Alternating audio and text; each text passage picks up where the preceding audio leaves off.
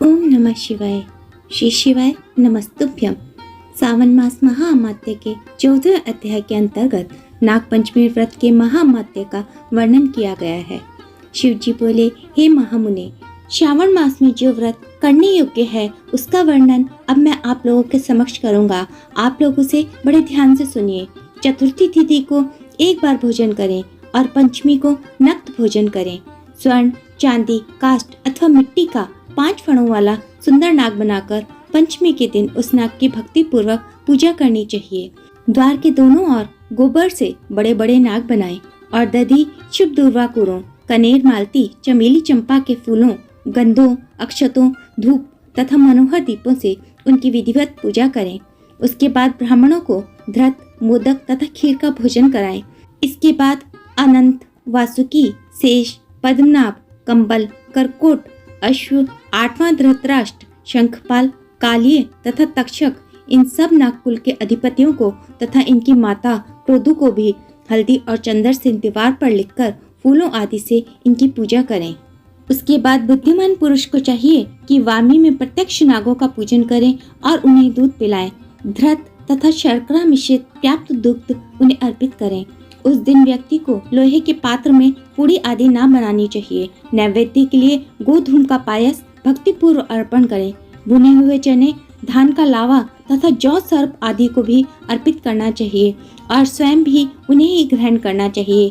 बच्चों को भी यही खिलाना चाहिए, इससे उनके दांत मजबूत होते हैं।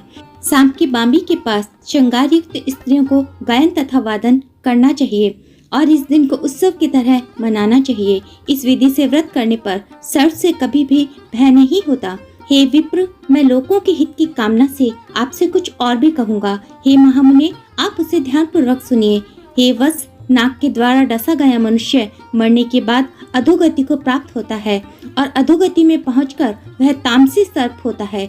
इसकी निवृत्ति के लिए पूर्वोक्त विधि से एक भुक्त आदि समस्त कृत्य करें और ब्राह्मणों से नाग निर्माण तथा पूजा आदि आदर पूर्वक करवाएं।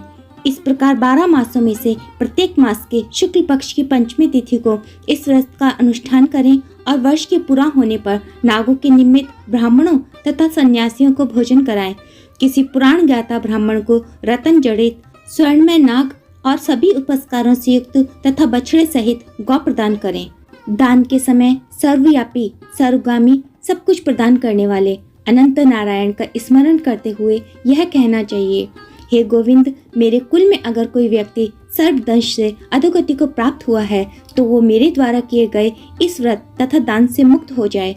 ऐसा उच्चारण करके अक्षत युक्त तथा श्वेत चंदन मिश्रित जल वासुदेव के समक्ष भक्ति पूर्वक जल में छोड़ दें।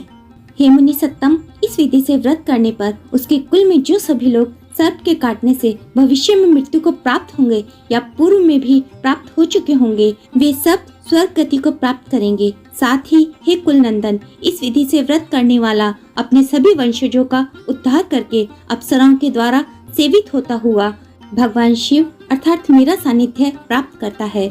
जो मनुष्य वित्त साध्य से रहित होता है वही इस व्रत का संपूर्ण फल प्राप्त करता है। जो लोग शुक्ल पक्ष की सभी पंचमी तिथियों में नक्त व्रत करके भक्ति संपन्न होकर पुष्प आदि उपहारों से सौभाग्यशाली नागों का पूजन करते हैं, उनके घरों में मणियों की किरणों से विभूषित अंगों वाले सर्प उन्हें अभय देने वाले होते हैं और उनके ऊपर प्रसन्न रहते हैं। जो ब्राह्मण ग्रह दान का प्रतिग्रह करते हैं वे भी घोर यातना भोगकर अंत में सर्प योनि को प्राप्त होते हैं।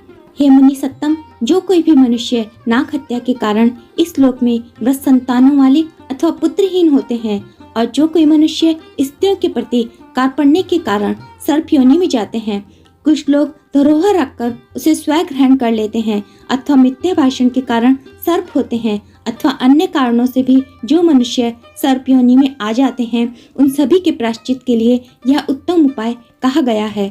यदि कोई मनुष्य वित्त साध्य से रहित होकर नागपंचमी का व्रत करता है तो उसके कल्याण के लिए सभी नागों के अधिपति शेषनाग तथा वासुकी हाथ जोड़कर प्रभु श्री हरि से तथा सदाशिव से प्रार्थना करते हैं। तब शेष और वासुकी की प्रार्थना से प्रसन्न हुए परमेश्वर शिव तथा विष्णु उस व्यक्ति के सभी मनोरथ पूर्ण कर देते हैं। वह नागलोक में अनेक प्रकार के विपुल सुखों का उपभोग करके बाद में उत्तम बैकुंठ अथवा कैलाश में जाकर शिव तथा विष्णु का गण बनकर परम सुख प्राप्त करता है। हे वत्स, मैंने आपसे नागों के इस पंचमी व्रत का वर्णन कर दिया। इसके बाद अब आप अन्य कौन सा व्रत सुनना चाहते हैं उसे बताइए।